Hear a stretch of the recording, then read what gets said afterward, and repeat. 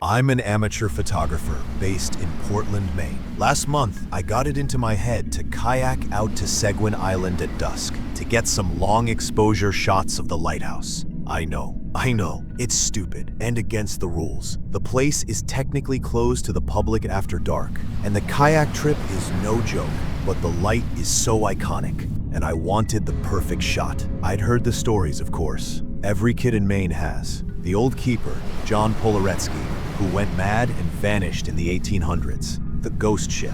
I always wrote it off as folklore for the tourists. I made it to the island just as the sun was dipping below the horizon.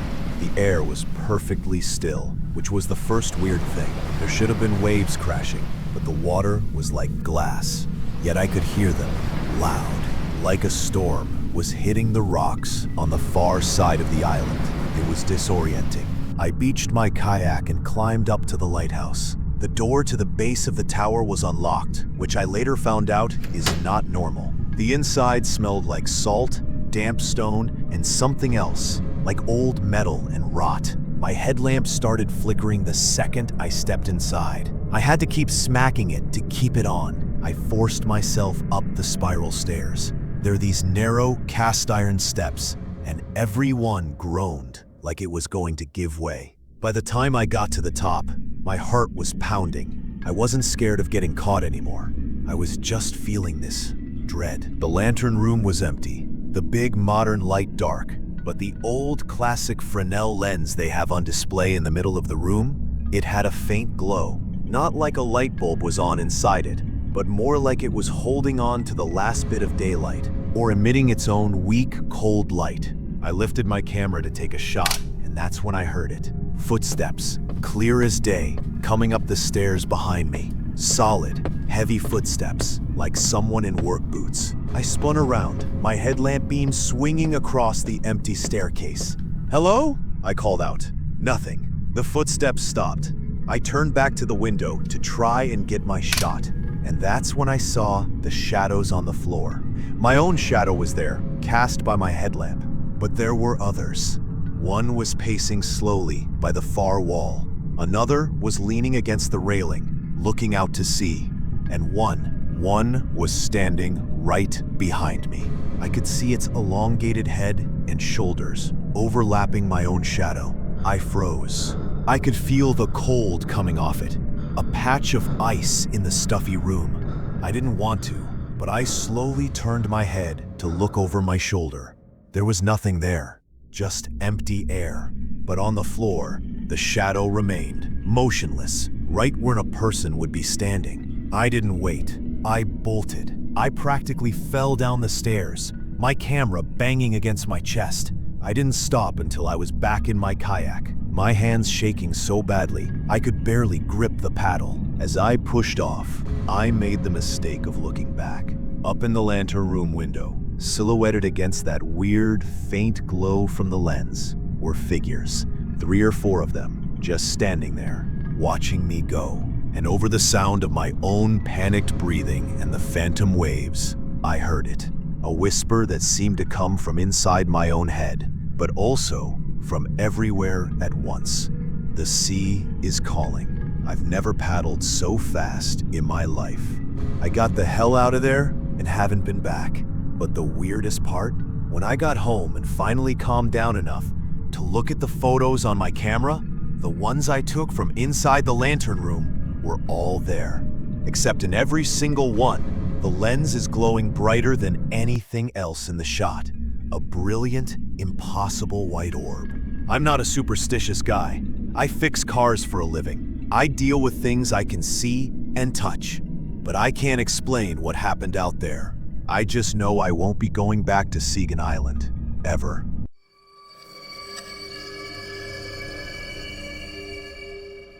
I never believed in any of this stuff. Not really. I'm a history student. I deal in facts and documents. But what happened to me 2 weeks ago has made that impossible. For a project on maritime preservation, I got special access to the St. Augustine Lighthouse. My plan was to go at sunset to get the golden hour shots for my presentation. I was the last tour of the day, and the guide, an older guy named Marty, was full of the usual ghost stories. The two young girls who died during construction, the phantom footsteps, the shadow figure of a former keeper. I smiled and nodded, thinking it was great marketing. By the time I finished my measurements and notes on the lower levels, everyone else was gone. Marty had locked up the grounds, but the tower itself was on a timer lock, so I was free to stay until it closed. I figured I'd climb to the top for one last photo. The climb is 219 steps, and it's a workout. The sun had fully set by then, and the only light was from the security bulbs along the stairs. About halfway up, I heard a sound below me, a rhythmic scrape, drag, scrape, drag, like someone pushing a heavy, bristly broom. I figured it was the night janitor starting his rounds. I called out, "Be down in a minute." The sound stopped. I shrugged and kept climbing. The view from the top was incredible. The modern light was off. It's automated to come on later, and the city lights were twinkling in the distance. I took out my Fujifilm X-T4 and started setting up my tripod. That's when I felt it, a sudden, intense drop in temperature. 1 second, I was warm from the climb. The next, I was shivering, my breath pluming in the air in front of me. The hair on my arms stood up. Then from the stairwell, I heard a child's giggle. It was clear as day, and it froze the blood in my veins. It wasn't playful. It sounded lonely, and it was followed by a whisper that seemed to come from right beside my ear. A little girl's voice that said, "You're in our spot." I spun around, my heart hammering. The lantern room was empty.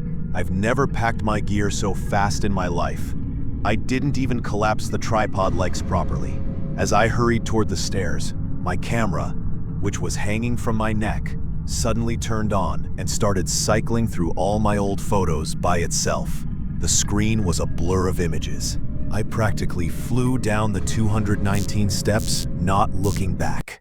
The scrape drag sound started again. This time, a few flights above me, following me down. I burst out the door at the bottom and didn't stop running until I was at my car in the empty parking lot. I thought that was the end of it. I was shaken, but I was out.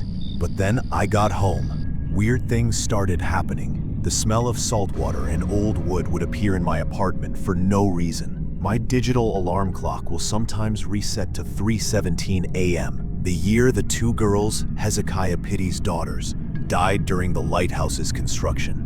And last week, I was reviewing the photos from that night.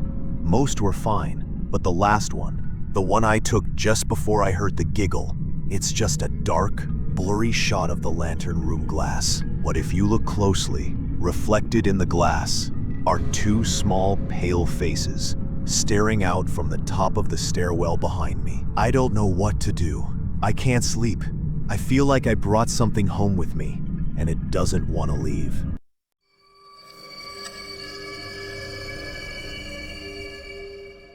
Last spring, my wife and I were on a Pacific Coast Highway road trip. As a huge Lighthouse fan, Heceta Head was a must-see.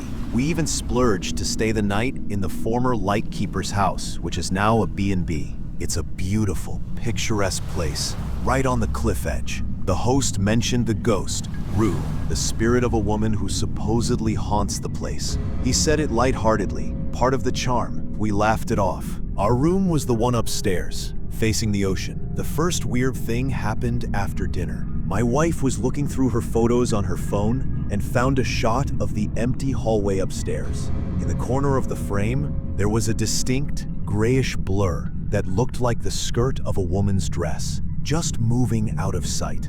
We chalked it up to a trick of the light. We went to bed with the sound of the Pacific roaring below. I woke up around 2:30 a.m., parched. The room was ice cold, despite the heater being on, and the air was thick with the smell of bacon. Not just any bacon, but like really strong, old-fashioned smoked bacon. It was so overpowering, it made my stomach turn. I got up to get water, and as I passed the foot of the bed, I saw her. She was standing in the corner of the room by the antique dresser. She wasn't transparent or floating. She just looked solid, but wrong. Like a person standing in deep shadow, but the shadow moved with her. She was wearing a long, gray, old-fashioned dress, and her head was slightly bowed. I couldn't see her face, but I felt her attention on me. It wasn't menacing. It was sad. A deep, bottomless pool of sadness that filled the room. I was frozen, just staring. My wife was sleeping soundly beside me.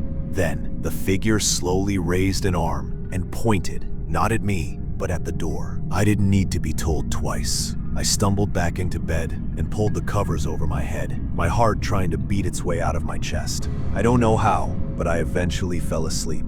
The next morning, my wife woke up and immediately asked, "Why does it smell like bacon in here?" My blood ran cold. I hadn't said a word to her. We went down for breakfast, and the host asked how we slept. My wife, joking, said, "Fine, except someone was cooking bacon in the middle of the night." The host stopped smiling. He got very quiet and said, "That's Rue. She was a mother. She's been known to check on guests, and the smell of bacon is her sign. She's making sure you're fed." We left right after that. I didn't tell my wife what I saw until we were 50 miles down the road. She believes me, but I don't think she understands the weight of it. The feeling of that profound sadness hasn't left me. It wasn't scary in a horror movie way. It was worse. It was a heavy, lingering grief that clung to me for weeks. But I know what I saw in that room. Rue isn't just a story. She's still there, watching over the house, waiting for a family that's long gone.